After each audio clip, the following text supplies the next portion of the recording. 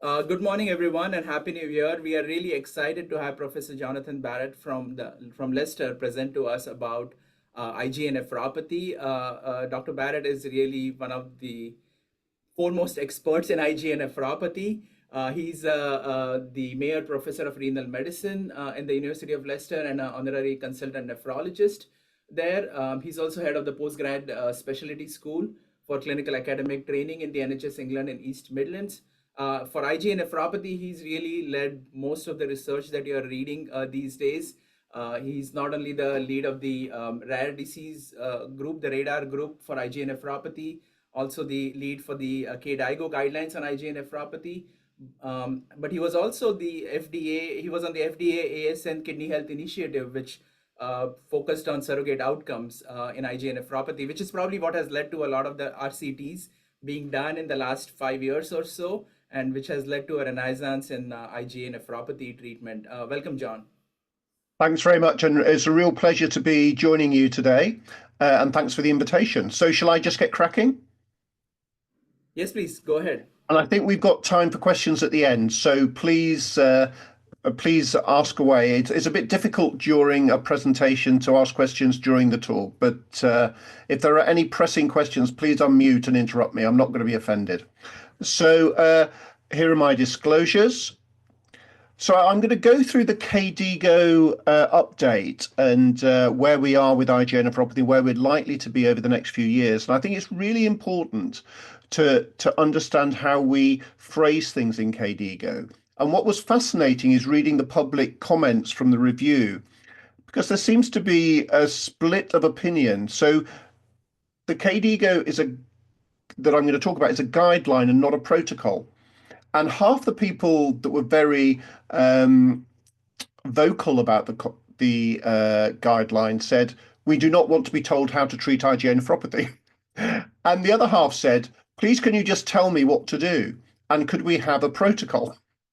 So it's really very challenging to try and please everyone. But what I want to just stress is when we are writing a recommendation, we either say we recommend, and what that means is if I were to give everyone on this call a patient scenario, we'd probably 95% plus all agree to do the same thing with a particular drug. And something as obvious as a RAS inhibitor for someone with IgA nephropathy. I think we probably not disagree too much about that. However, if we say we suggest, that means that in some patients it might be an appropriate treatment, and in other patients it might not be an appropriate treatment.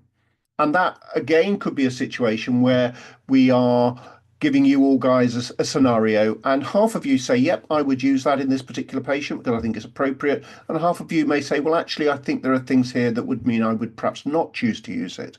So that is really important when we say suggest or recommend. And just as a headline, there's only one recommendation in the IgA nephropathy guideline, which I think we could all probably agree on, which is to use a RAS inhibitor. So no rocket science there. Everything else is a suggestion, which means that we think it would be appropriate in some patients, but in other patients, it may not be appropriate for a variety of reasons.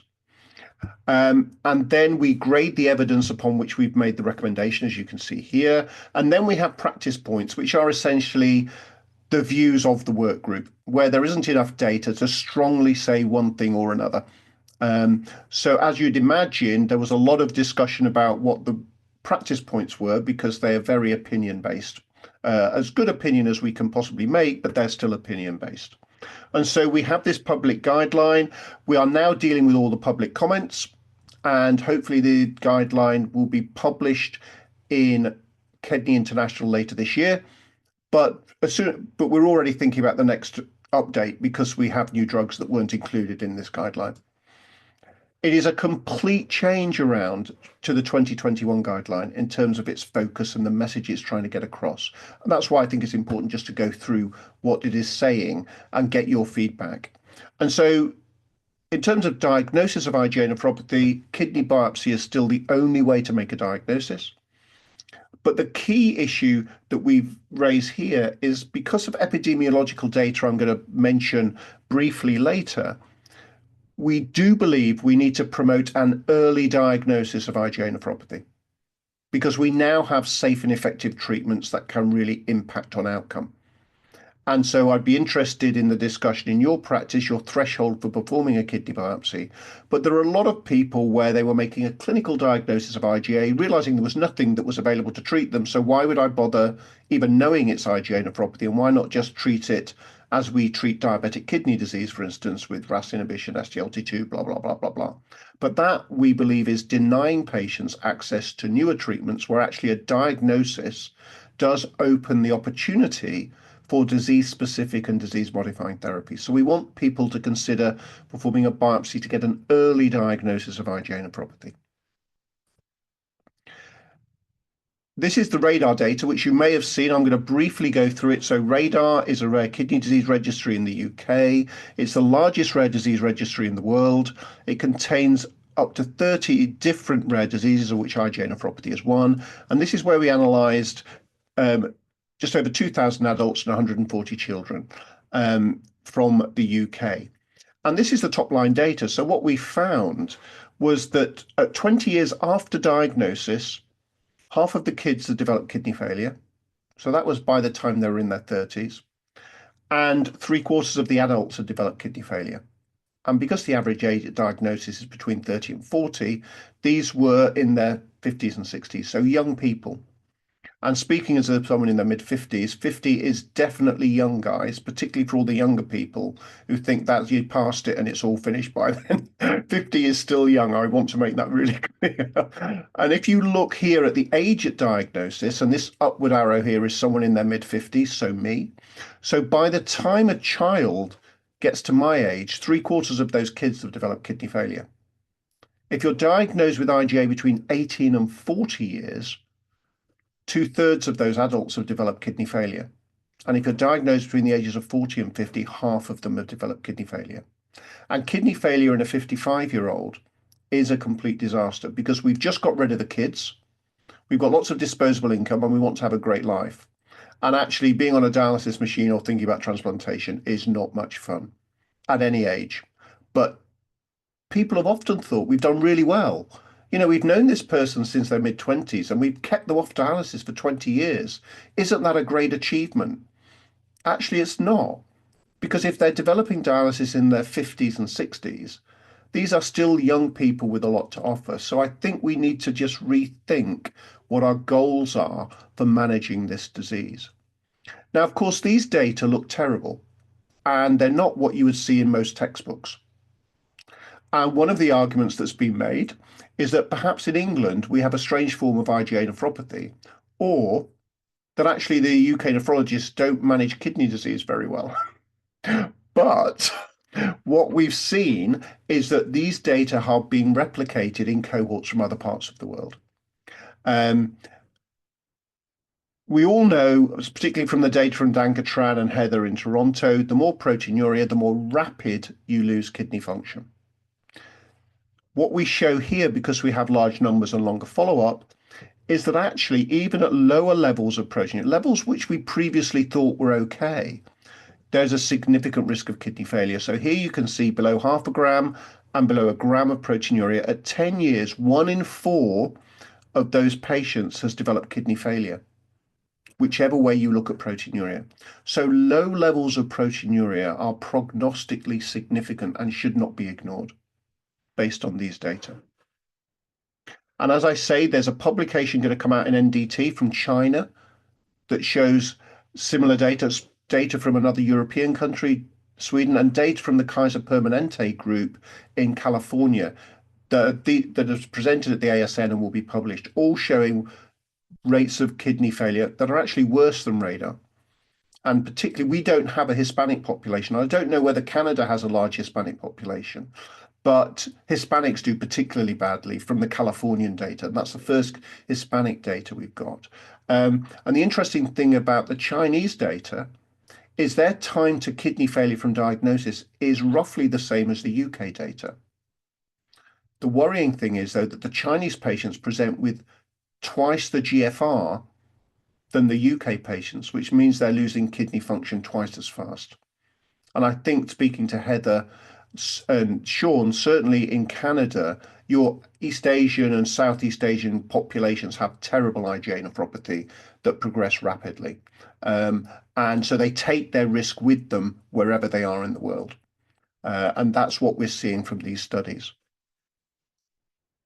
So how do we prognosticate? Well, with the big update here has been the addition of new prognostic tools, largely driven by Sean in Vancouver. The challenge here, of course, is that these are still for a chronic disease where we're looking at a 20 to 30-year horizon. They can only really give information over the first 5 to 7 years after a kidney biopsy.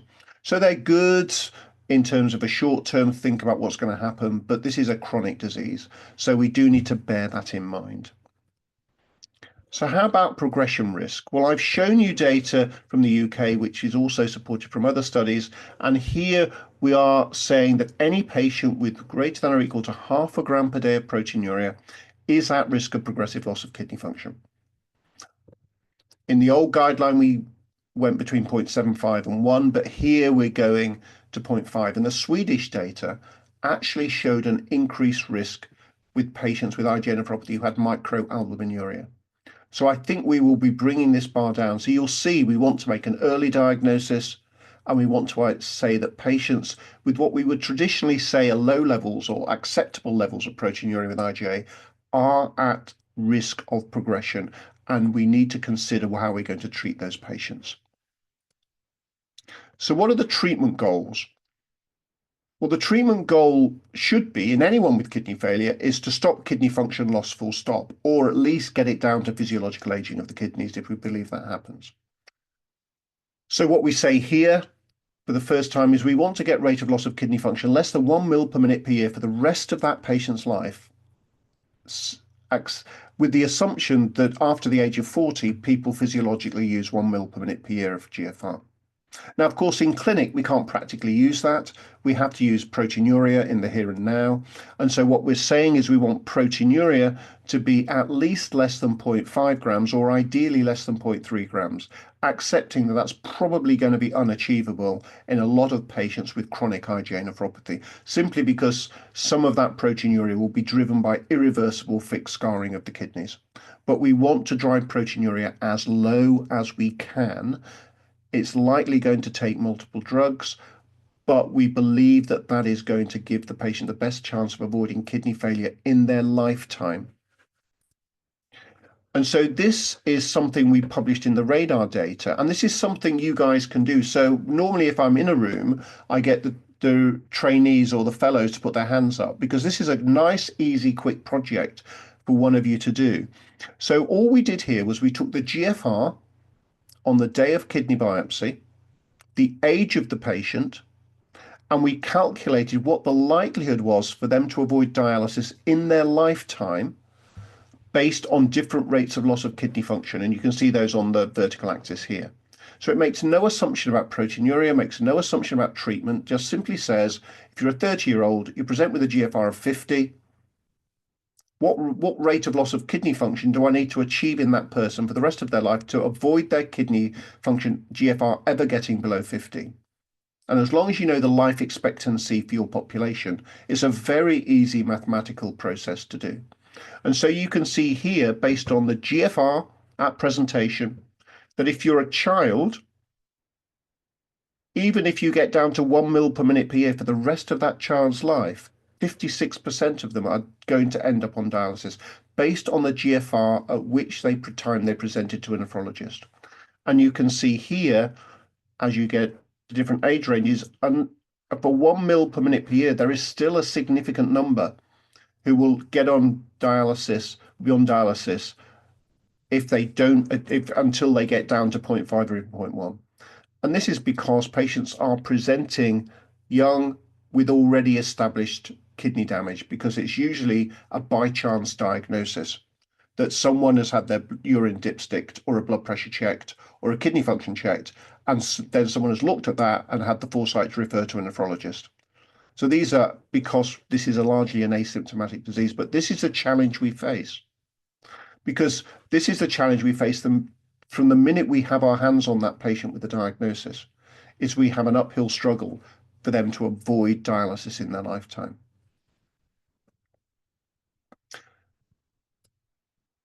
So how should we treat the disease? Well, this is where things have changed dramatically. So aspirationally, we've always wanted drugs that are able to switch off production of pathogenic IgA, stop immune complex formation, stop IgA deposition in the kidneys, and deal with the disease at source. But we've never had them. Now we are starting to see them. And so the big change in the guideline is to say here, the focus of management in most patients should be that you want to simultaneously treat the IgA nephropathy, so that's the immune complex mediated glomerular disease, and in parallel, manage the consequences of IgA nephropathy-induced nephron loss, and that's CKD.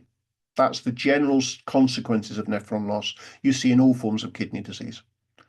But for the first time, we've said we need to think about treating the IgA nephropathy itself. And that is the big change. And of course, managing CKD was the complete focus of every KDIGO guideline for IgA nephropathy. It did nothing to treat IgA nephropathy. It was what we do to treat CKD. So it's still there. And we have to do that because most patients, certainly that present to me, present with already established loss of GFR. So I've got no choice. In a perfect world, I'd love to not even have to think about treating CKD because I've identified these patients early enough that all I need to focus on is treating the immunology of the disease. But unfortunately, the real world isn't like that. It is like that in countries that have active urine screening programs. So in Japan, Taiwan, and South Korea, where they screen every child and then everyone every year, they identify the disease much earlier. They don't really need to bother with CKD treatments because they can treat the actual disease at the beginning of the natural history of the process. So we want to be able to treat and use drugs that have evidence from phase 3 studies that they actually do reduce the pathogenic forms of IgA. So that's important when we start looking at clinical trial data. And we want to think, do we need to also treat those downstream inflammatory consequences of immune complex deposition? Just like when we think about treating ANCA or lupus, class 3, class 4 lupus, we give a B-cell directed therapy, and we also give an anti-inflammatory in the form of steroids or avacopan to manage the inflammation in the here and now. There may be some patients with IgA nephropathy who have such significant inflammation, we want to be able to think about managing that as well, if we have available and safe drugs. And then, of course, we want to manage the CKD, which is exactly how we manage every other patient with established CKD. And so this is what we suggest for the kind of overarching review. You have an IgA dominant GN, consider secondary causes. If they're excluded, you've got idiopathic IgA, score the kidney biopsy, risk stratify with the risk prediction tools, and ideally enroll in a patient registry. What we've taken out compared to 2021 is the automatic assumption you must treat CKD as the first thing you think about in IgA nephropathy. What we have to change the whole paradigm is to say, this is an immune complex mediated glomerular disease. Let's treat the immune complex mediated glomerular disease. And yes, we need to think about CKD down the line. Just like we do with ANCA and lupus and other immune-mediated kidney diseases, treat the fundamental immunology and, of course, think about treating CKD, but it's not your first thought. And that's the real challenge we have, is in changing people's opinion. We accept here, and this is throughout the guideline, that all these drugs are new and they are unfortunately very expensive. And therefore, if we wrote a guideline that just exclusively included only the new drugs, it would be irrelevant for 95% of the world. And it would be irrelevant for most countries that have the highest incidence of IgA nephropathy, which are in Southeast and East Asia.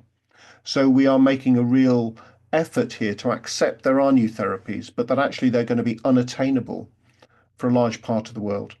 And Heather Reish continually tells me that Canada is a country where it is really challenging to get new therapies through to be able for you to prescribe them as part of routine clinical care. And the UK is no different. It's got to go through NICE. If NICE don't approve it, we can't use it.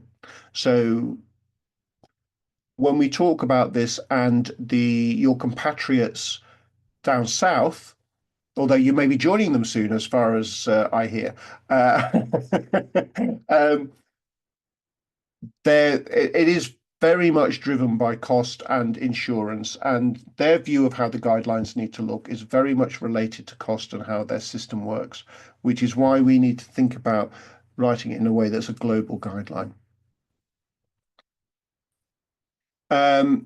We need to think about anyone who we are going to give anything other than CKD treatments. We need to have a very open and frank discussion with them about the risks and benefits of any approach, because none of these new therapies come without risk.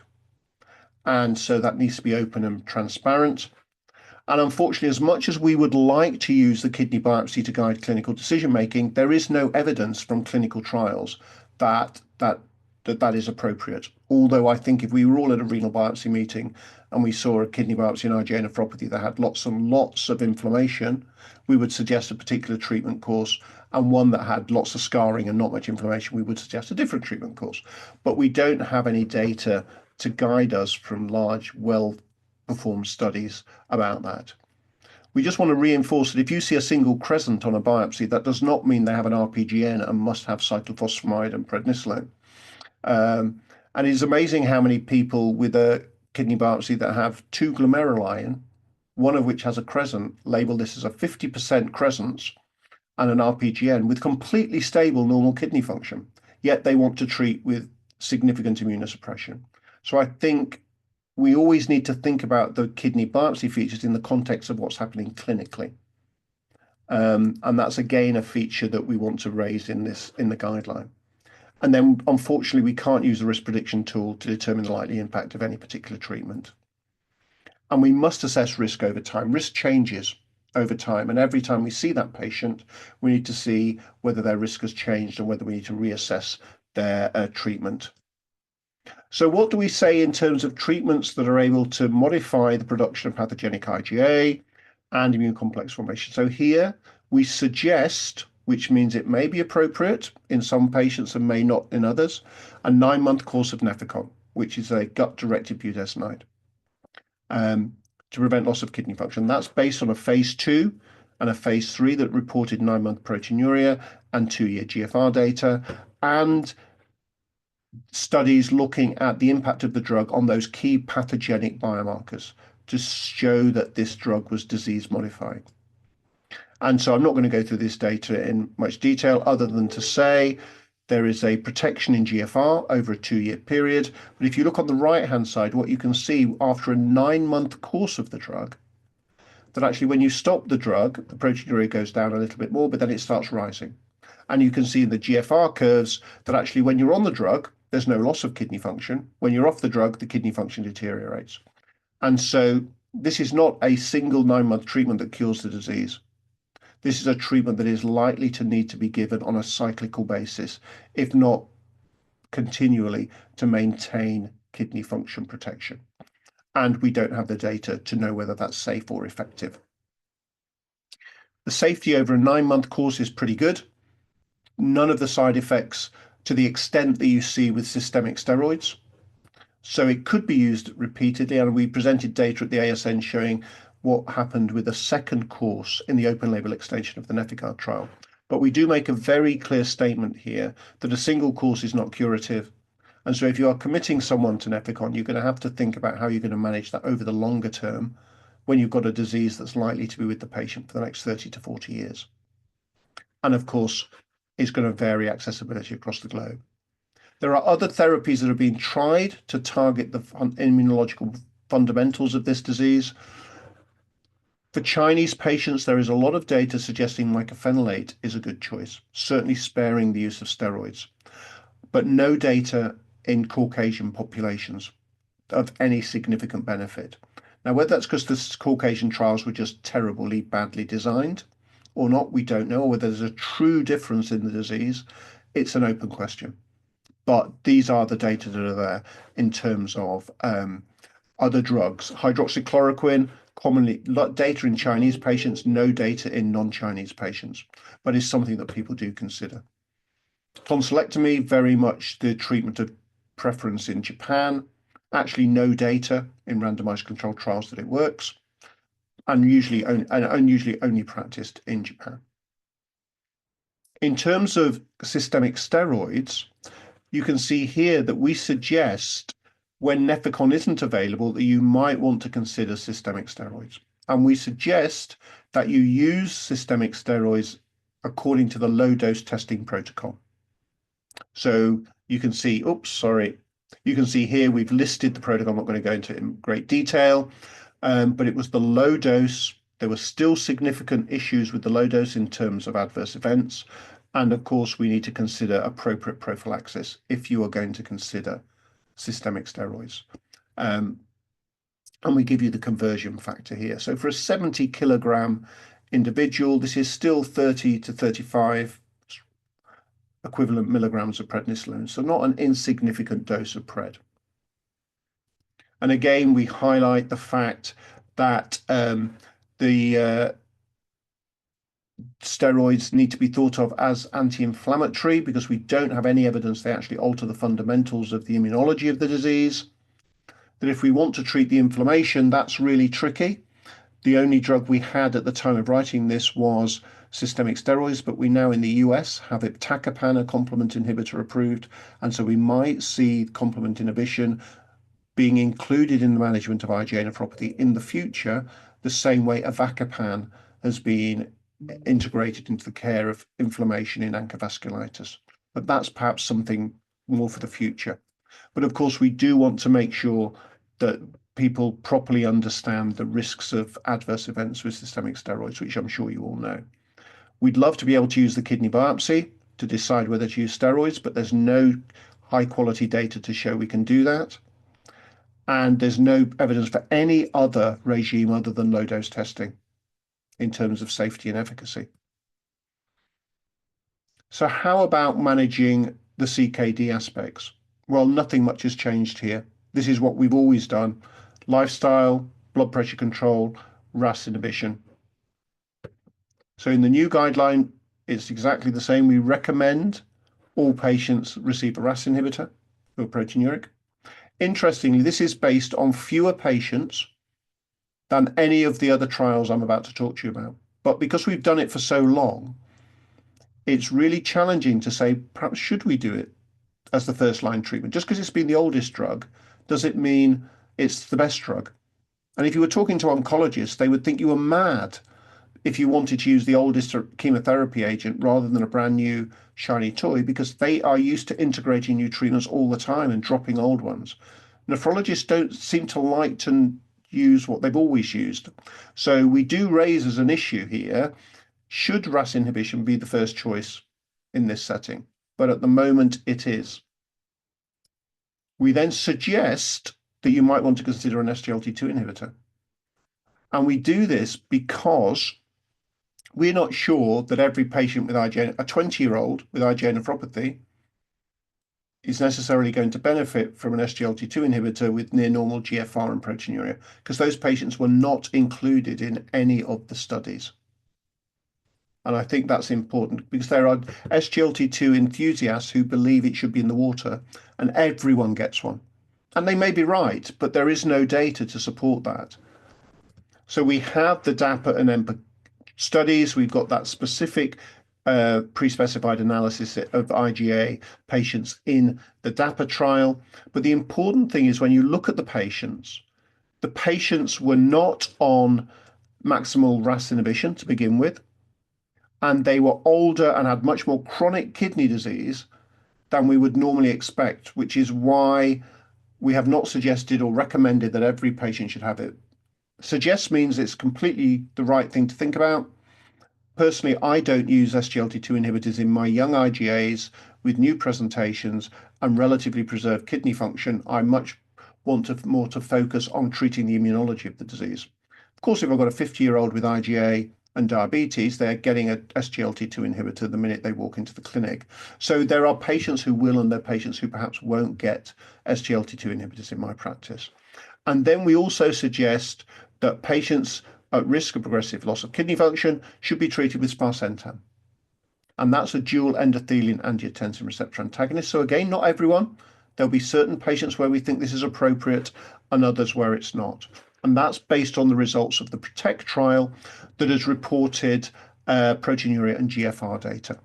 And you can see here that if you have a dual endothelin angiotensin receptor antagonist, which is the red line here, GFR declines more slowly than if you're just on irbesartan alone, which was the comparator in this group. So you get an additional antiproteinuric and GFR preservation effect by adding endothelin receptor antagonism to renin-angiotensin system blockade. And indeed, the bottom panel here just shows you get quite a marked reduction in proteinuria compared to irbesartan alone, which is maintained over the treatment course.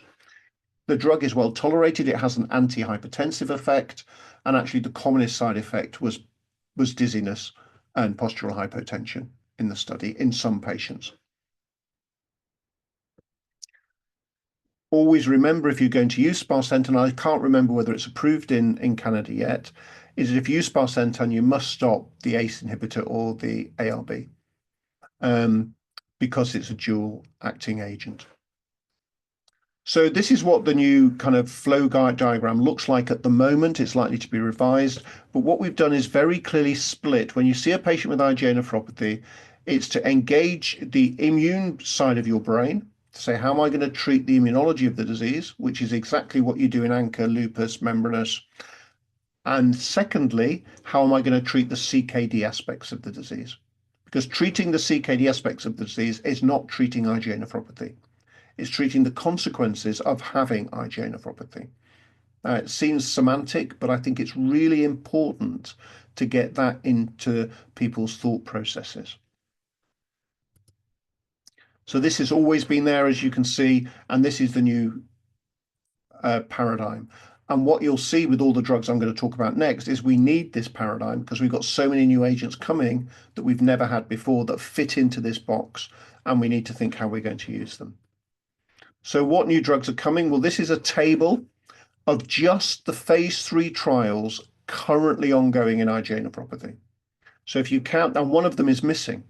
So you've got 1, 2, 3, 4, 5, 6, 7, 8, 9 new trials, phase 3 trials that are likely to report over the next 2 years, delivering new therapies for IgA nephropathy, having had 0 until about 2 years ago.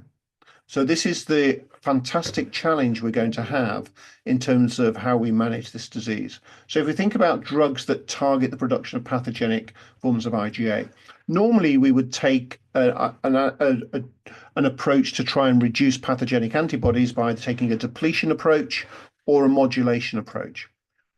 The drug of choice that we would use to deplete B cells or CD20 B cells would be rituximab, works in membranous. We're going to see about obinutuzumab for lupus, works in vasculitis, doesn't work in IgA nephropathy, and that's likely because the cells that produce pathogenic IgA are not in the bone marrow and central lymphoid sites, they're in the mucosal immune system, which is a relatively protected microenvironment.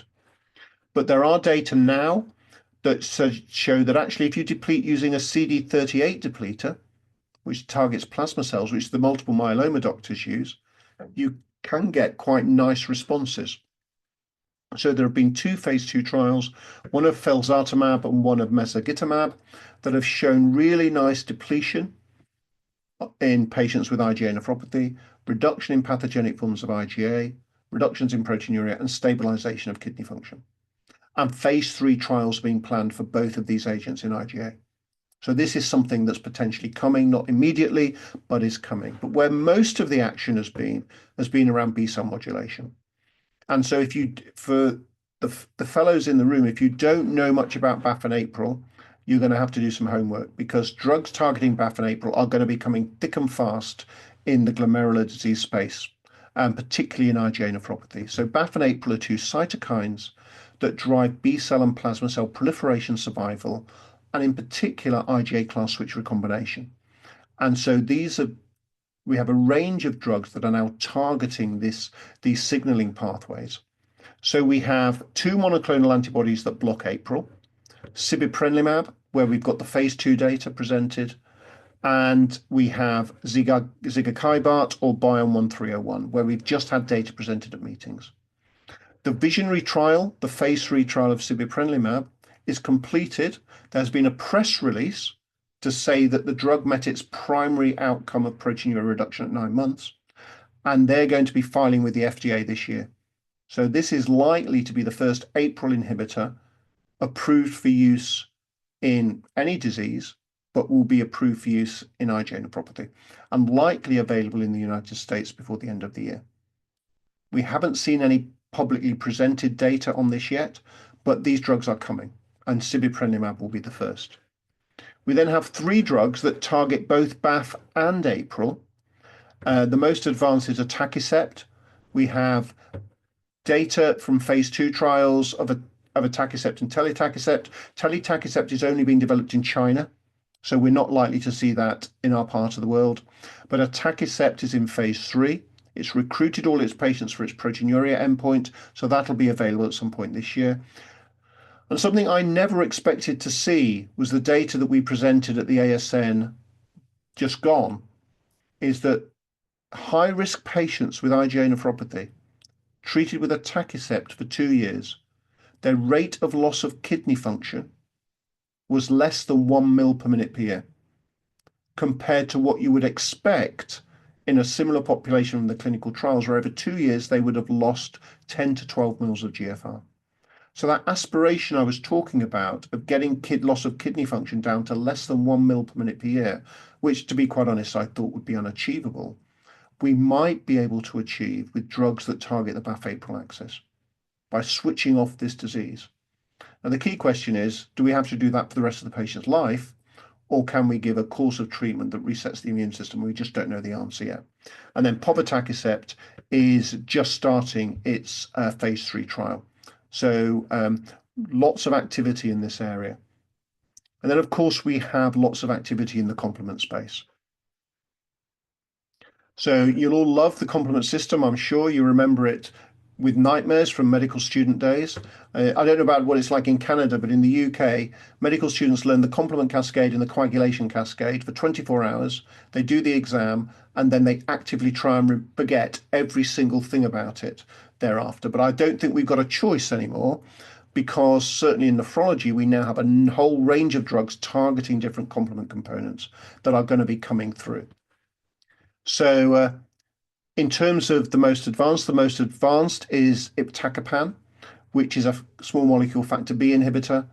It has reported and published its phase 3 proteinuria data. It is now approved for the treatment of IgA nephropathy in the United States, nowhere else in the world, but it's been approved in the United States. It's approved for the treatment of PNH.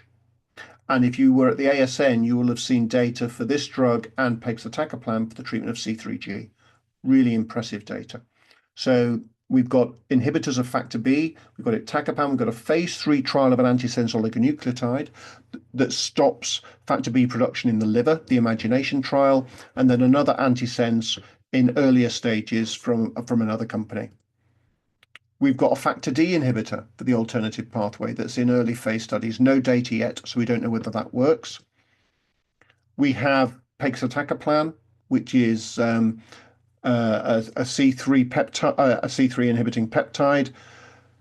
No real strong data in IgA nephropathy at the moment, but there is an antisense study that's recruiting, and we just need to wait to see whether that's effective. But it's certainly effective in C3G. And then we have drugs targeting C5. So we've got the first antisense oligonucleotide, cemdisiran, that's been presented and published, but not been taken forward in IgA. And then we have ravulizumab, which I'm sure you're all used to in terms of using it to treat atypical HUS or recurrent C3G in transplantation. And there's a phase 2 study that showed really nice data that was presented at the ASN and published. And we have the phase 3 ICAN study that's recruiting globally at the moment. So lots of activity. And then we have atrasentan, which is an endothelin receptor antagonist. And that has data for the 9-month proteinuria data was published simultaneously with the ASN last year. And we have data showing that an ERA that you can add to any RAS inhibitor can reduce proteinuria. So another argument that adding endothelin receptor antagonism on top of renin-angiotensin system blockade is a viable way of managing those CKD aspects of kidney disease. And this is not peculiar to IgA. This will be relevant for other forms of CKD. And really interestingly, we've got some combination trials. So where we're looking at sparsentan with an SGLT2 inhibitor, or we've got a crossover trial of atrasentan plus a RAS inhibitor with or without an SGLT2 inhibitor to see whether we should be using combinations and which combinations, or where do we get added value if we had a RAS inhibition on top of endothelin inhibition on top of SGLT2 inhibition. Is there a saturation point where we don't actually achieve any additional benefit, or are they all adding individually? And then at the bottom here, we have a general CKD study, which is looking at a different endothelin receptor antagonist, zibotentan, with RAS inhibition with an SGLT2 inhibitor. And there'll be a lot of IgA patients in there. So, and then of course, don't forget the FIND CKD study, which is of finerenone in non-diabetic kidney disease. So lots of activity in this space. And so we had the initial guideline in 2012. We had virtually no change 9 years later. You could have just superimposed the two because there had been nothing happening. And then we've had a complete transformation over 2 or 3 years in 2024. And the 2024 guideline, I'm sorry to say, is going to be out of date by the time it's published.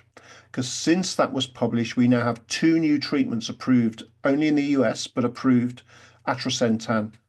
And, well, atrasentan is going to be approved in this month, and iptacopan. And we're going to get potentially another approval later this year with sibeprenlimab.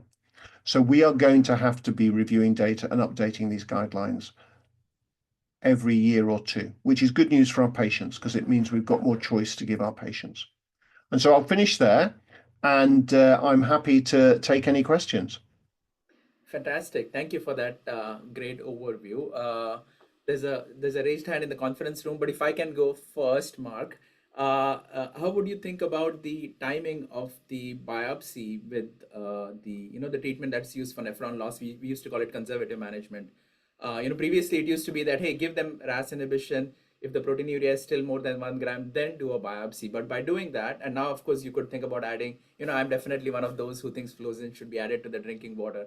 Now, if I wait until I give them SGLT2 inhibitor plus a RAS inhibitor and reduce the proteinuria, am I missing some people who could benefit by immunological treatment? Is that the right way to think about it? Like, do it right off the bat before giving them RAS inhibition if the proteinuria is more than 0.5 grams?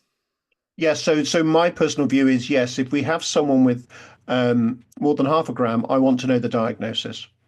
And then I want to treat the disease causing the kidney failure. RAS inhibition and SGLT2 inhibitors are palliative care for the kidneys. They don't treat the cause of the kidney disease. They're highly effective. I'm not arguing against it, but they don't treat. You would use RAS inhibitors and SGLT2 inhibitors as someone with ANCA vasculitis, wouldn't you, in chronic state? But it doesn't treat the ANCA. So don't fool ourselves by thinking this is treating the IgA nephropathy. And the registry data shows, in all that registry data I showed you from the UK, all of those patients were on antiproteinuric CKD treatment.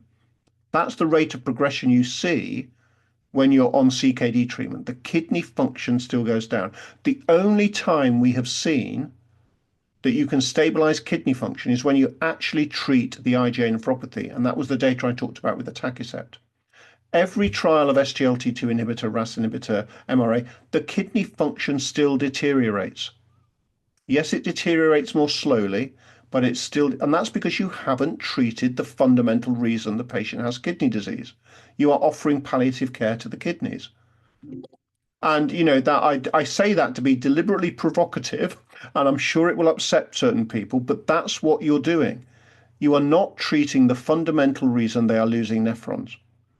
And so I think you do your patients a disservice. Now, of course, if the only way you can treat that fundamental disease is with a therapy that is highly toxic, not very tolerable, and potentially causes more problems than it solves, then of course you've got no choice. Or if there is no treatment available to treat that disease, Alport's, prime example, you can't treat the genetic disorder, so you have to palliate the kidneys. You have to do what you can do. Now we are moving into an era where we have treatments that can treat IgA nephropathy. Why would I settle for a treatment that is palliating the kidneys when I can give them a treatment that will actually treat the reason they're losing nephrons? Now, Thank of you. course, that doesn't mean to say these not only do they have to be safe and effective, they also have to be accessible and cheap enough for us to be able to afford. And that is another factor that really comes into the equation. Yeah. Let's give the conference room a chance to ask. Thanks, John. That was a really great talk. It's Mark Canny here. I wanted to ask you about the proteinuria for inclusion criteria, because one of the things that you mentioned was like, the guideline didn't really change between 12 and 21, but it also seems that the trial inclusion criteria are also maybe slow to respond to some of the stuff you're talking about, because, we want to lower the proteinuria, earlier diagnosis, get on treatment, but we still seem to be stuck at this residual proteinuria more than a gram, and not much consideration to kind of the nuances within that. It seems to be the kind of hammer and nail sometimes for the. So is that changing? And also, if you do reduce the proteinuria threshold for inclusion, you are going to run into a bit of a problem, like the whole focus of the 9-month proteinuria for early approval. That's great when you're starting proteinuria is like 2.5 grams per day, but much harder to show the proportional reduction when you start reducing that absolute number. So what are your thoughts on the proteinuria inclusion criteria?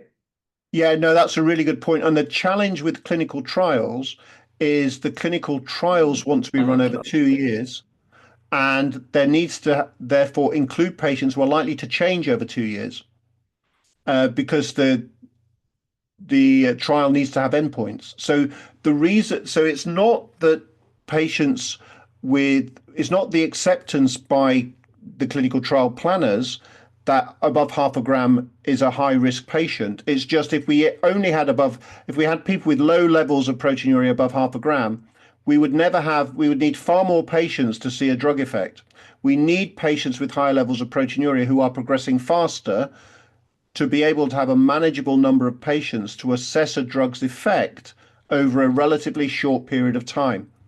And so that's the challenge of running a clinical trial. No, I totally get it. I totally get it, John. But I guess the point is that when it comes to approvals, especially here, someone like Health Canada is going to follow things to the letter. Like, is your patient on X? Do they have proteinuria above X? So we are going to have a challenge in implementation. That's really my point. Yeah. So what we're seeing happening with some of the trials, and atacicept is a good example, is they're continuing to recruit their phase 3, but what they're doing is generating sub-studies where they are looking at patients with less proteinuria, and they are looking at patients with GFRs that fall outside the inclusion criteria. They're including patients with IgA vasculitis because they're always excluded. So they're including patients who are, I can't remember, they go down to 14, but certainly 16 to 18 because kids are excluded.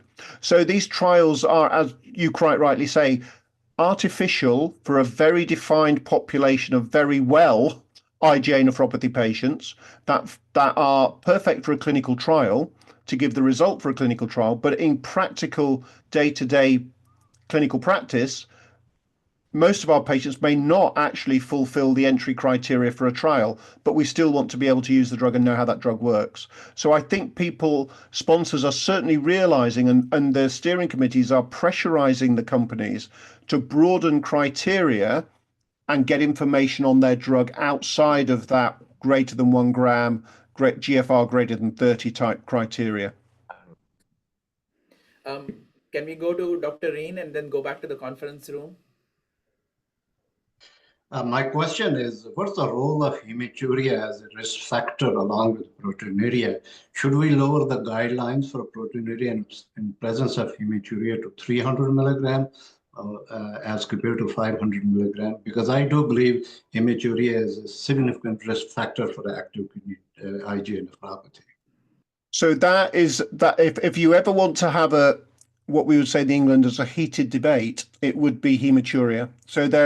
So my personal view is I don't think hematuria adds any value.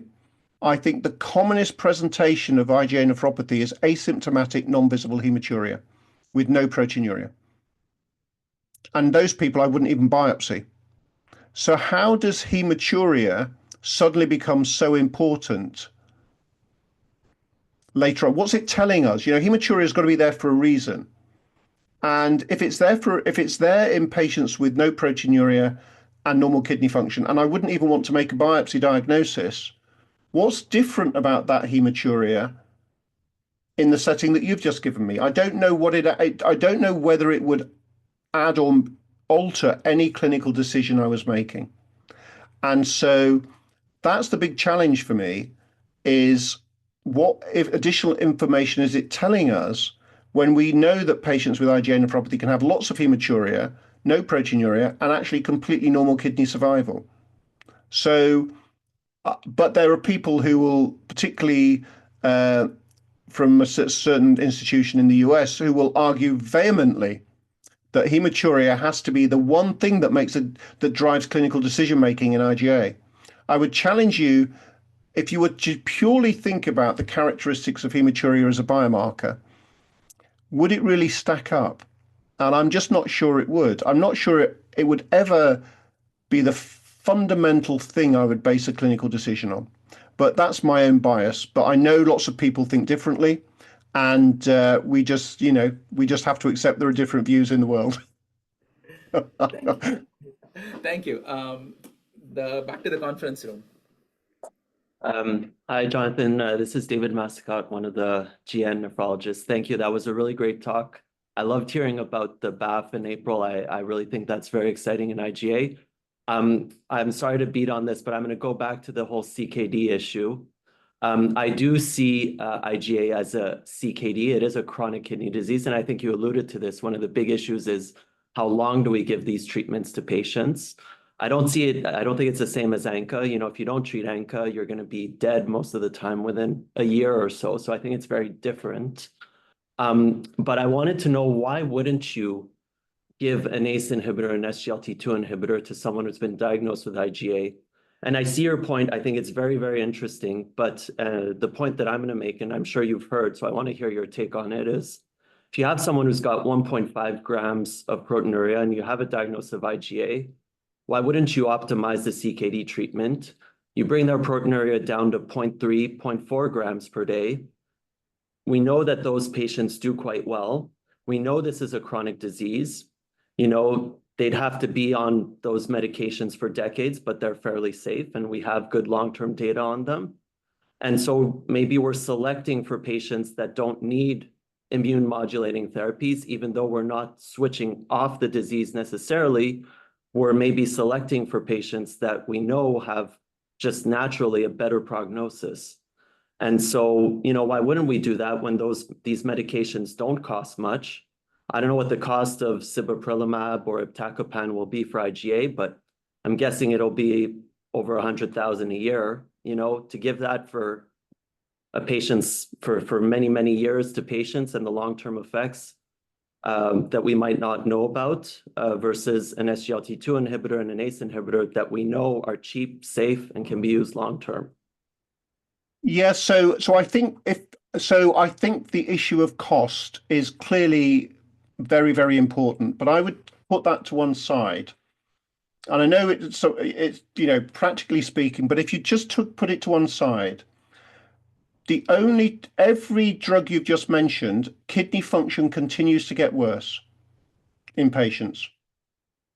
All the trials show that. They don't cure anything. They slow down what is inevitably going to happen. And that's fine if you're 70 or you're diabetic, because you're going to have a cardiovascular death before you ever see a dialysis machine. What we see certainly in the RADAR cohort, and this is published in the Lancet, is if you have a rare kidney disease like IgA nephropathy, these predominantly affect young people who are well without coexistent cardiovascular disease. They are far more likely to end up on dialysis than the general CKD population. They are more likely to live longer on dialysis than the general CKD population. And therefore, they have far much more to lose than the general CKD population if you do not treat the fundamental disease. So if you're talking about a 30-year-old, and I don't know, life expectancy in Canada must be what, 75 plus? That 30-year-old has 45 years. So in reality, most of us will only see a patient through their natural history of IgA if we diagnose them within the first couple of years of us being a consultant, because we work as a consultant for 20 years, 25 years. So all those patients that we diagnose 10 years into our job, we're never going to see what happens to them.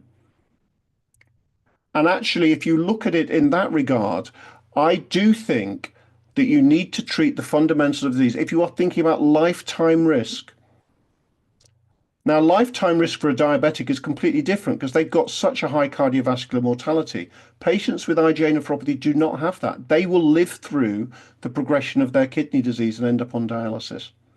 And so I think we can fool ourselves by hemodynamically reducing proteinuria and thinking we've done a good job, but we've done nothing to those immune complexes that are being continually deposited and destroying nephrons. But actually, we've lost our best biomarker of glomerular injury and proteinuria because we are hemodynamically altering these. If you stopped RAS inhibitors and SGLT2 inhibitors in your patients, which is what I do for ladies with IgA who are going to get pregnant, the proteinuria comes back immediately to what it was before. We have not fundamentally altered what is happening in these glomeruli. All the registry data was not on SGLT2 inhibitors because it wasn't collected at the time, but was collected on antiproteinuric therapy. Patients still progressed. The only drugs that we have seen where you stabilize kidney function are drugs that deal with the immunology of the disease, and these Baff and April inhibitors. So I think for me, fundamentally, if I'm dealing with a young person who's got an active immunological disease, I want to treat the immunology. I'm absolutely going to use CKD therapies, but that's not my first thought. My first thought is to treat the immunology. Now, when we bring in cost, we may need to ration who we give those drugs to those that are at the highest risk, because we can't use them for everyone. And that's a different way that has to be thought of separately to what fundamentally I want to achieve in this patient, in my view. Very, very good point. Thank you. I think Ayub has a question next. Yeah. Thank you for an excellent talk. I had a question about preconception counseling. So for patients with lupus, we want them to be in remission for 6 months before we go ahead and tell them that they can get pregnant. Do you think we should do that for patients with IgA nephropathy too? Get them in remission for at least 6 months, get their proteinuria down? Or currently what we do is we don't initiate treatment, we let them get pregnant, and once their pregnancies are over, we go ahead and do what we need to. Yeah, so we do mention this in the KDIGO guidelines, and I think my view is that we do want to try and get patients in as good an immunological state before pregnancy as possible. And the only drug we have to do, or the only drugs we have to do that are budesonide, Nepicon, and systemic steroids. Because everything else we do as an anti-proteinuric approach has to be stopped before they get pregnant. So all the CKD treatments are out of the window, aren't they? And we resort to older treatments, labetalol to control blood pressure, we resort to treatments that really are not particularly that useful. So for me, I would want the patient in as good a state from a kidney perspective as possible. And so we would suggest, and we do make the suggestion based on zero data, let's be honest, that actually we would think it would be a good idea to have a lady in as good a controlled disease state as possible before you end up stopping all their CKD treatments to allow them to get pregnant.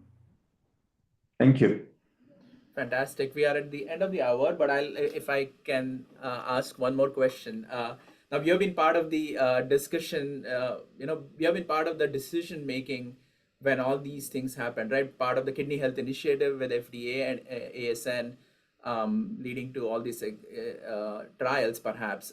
Can you share anything about your experience? Do you think it was the KHI change with FDA that led to industry interest, which was not lagged? Absolutely. Is there anything you can share about that journey? Oh, yeah. So the first time I went to the FDA, we were laughed out of the room when we said we wanted to use proteinuria as an endpoint for clinical trials. And then to the FDA and ASN's credit, they put together this work group to look at surrogate endpoints for clinical trials because nothing was happening. No one was interested. I've studied IgA for all of my career. For most of my career, I sat in my office and my telephone never went. I was probably one of the most unpopular, or not unpopular, but least interesting nephrologists. And suddenly, when the FDA even said they were thinking about proteinuria as an endpoint, pharma got interested. And clinical trials went from being 3-4 year long 1,000 patient studies to a 2-year, 300, 400 patient study. And that is the only reason, in my view, we are where we are today with new therapies, is because the regulatory framework changed. I don't think anything else comes close to the impact of what the FDA and the ASN did in terms of taking that forwards. Indeed, and I'm with David about the cost concerns living in Canada, but you can't. It is conflicting, right? You tell pharma to do the trials, they do the trials, and then we say, oh, your drugs are too expensive, we are not going to use them. So if they do demonstrate that drugs are useful, maybe like you say, maybe in high risk patients or what have you, we should be. Yeah, I think Canada has a health system similar to the UK, which means you pay for dialysis as well as for pre-dialysis care. Right. And so if you work out the cost of dialysis care, transplant care, the cost of a person not being able to work, contribute, pay taxes, and then you layer on the cost of new drugs. New drugs are still far too expensive, but actually economically, NICE reviewed Nefecon, and they said that, you know, cost per quality for one treatment cycle was X. If you get the same treatment effect, after 5 treatments of Nefecon, you're saving the NHS money because you're going to avoid dialysis. Now, that's very different to the US, and let's face it, everything in pharma is based around the US market, where the insurance companies don't have to pay for dialysis, so they don't really care whether someone ends up on dialysis because it's not a cost they have to deal with. And just to put that in perspective, iptacopan has been approved for the treatment of IgA. Do you have any idea how much iptacopan is per year in the US at the moment to treat IgA nephropathy? A few hundred thousand? $500,000 US dollars a year. $500,000. So I can tell you, if they come to Europe with that price, there will be 0 tablets prescribed. So, and that's because they've kept the price that they use for PNH. But, you know, the companies are, well, I'm not an accountant, and they're getting it in the ear from us nephrologists, is it's unethical to run a trial in our patients if they're then going to price the drug at a level that means I cannot prescribe it in routine clinical practice. It is unethical for them to do that. And so they are hearing that loud and clear from everyone, from the clinicians involved on the steering committees. And they're getting very sheepish, it has to be said. And some countries are saying, I don't want to recruit patients to IgA trials anymore because you're never going to come to my country. And if you come to my country, the drug's going to be so expensive. I put all this effort in. Patients in my country have put themselves at risk for potential unknown side effects for these new therapies with no chance of ever benefiting because you're either not going to market the drug in my country or you're going to market so expensive that we're not going to be able to afford it for 10 years. And those messages are coming through loud and clear now. Certainly in the IgA world, when we're starting to see the cost of these new therapies. Fantastic. Thank you again for that overall presentation. We really look forward to the guidelines coming to public, and I think we'll be having annual updates perhaps of the KDIGO guidelines, hopefully for the next few years. But it's really an exciting time in IgA nephropathy. Thanks to the work you have done, and thanks for today's presentation. Yeah, and thanks for the invitation, and have a great day, guys. Bye-bye.